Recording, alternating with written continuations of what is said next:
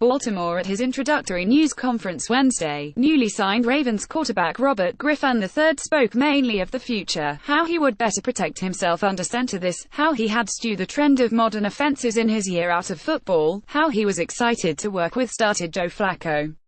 But even at a forward-looking media event, Griffin could not resist sprinting back to his superstar past, if only briefly. "When it's time to run for 70 yards, I'll run for 70, he said, evoking one of the most incredible highlights of his historic 2012 rookie. Griffin, 28, has not come close to such a run in the past 5 years. Nor will he likely approach it at any point over the next 5.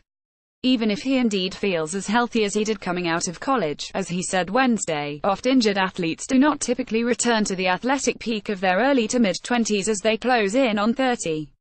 And so, just as Griffin will need to reckon with the physical gifts he's likely lost or seen diminish, so, too, will the Ravens need to prepare him for an offense that can maximize his strengths or at least minimize his weaknesses."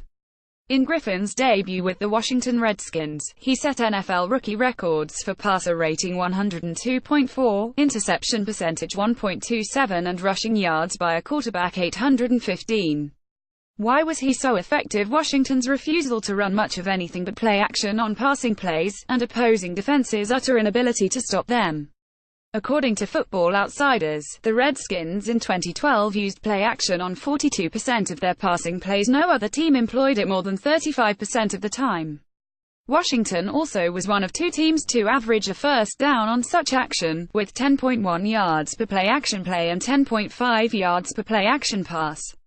On all other plays without play action, the Redskins averaged 5.5 yards, among the lower marks in the league. Griffin's dual threat potential, when he was healthy, was traumatizing to defensive coordinators. Operating out of the shotguns, he could hand the ball off to a running back going one way, keep it himself and sprint the opposite direction, or drop back in the pocket until a crossing tight end or wide receiver separated from the linebackers froze in space. The devastating knee injury that ended his rookie, along with a series of other knocks and ailments endured in the years since, has left Griffin searching for an offense that can cater to what he does well. Or, maybe more accurately, once did well. Under Ravens offensive coordinator Marty Mornhinweg, it's unlikely he will feast on comparable helpings of play action. According to Pro Football Focus, Flacco is one of a handful of quarterbacks who have been more successful when throwing on non-play action passes over the past 3 years.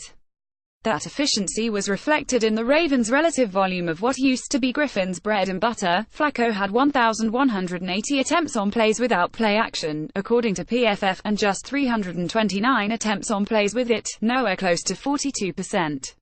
Even more worrisome for Griffin, the Ravens' aerial attack, always in need of an upgrade, could encourage some of his worst tendencies under center.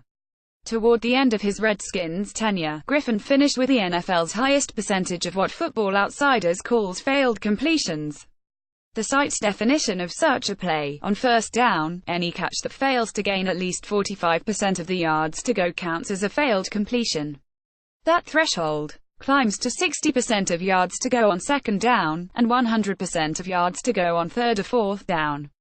In Baltimore, Flacco has led the NFL in total failed completions over the past 2 years, owing in part to an unstable offensive line, lackluster receiving options, and a tendency to check down. Even if Griffin proves to be a more mobile, less accurate approximation of Flacco, there are far worse things to spend the reported $1 million on in the NFL. After all, the Ravens would not have signed Griffin if he had not impressed them in a workout last month. And if they think they can find a better backup, whether it's a high-floor, low-ceiling number 2 or a potential long-term successor to Flacco, there's always this month's draft. If Griffin's focused on his future under center, you can bet the Ravens are considering theirs, too.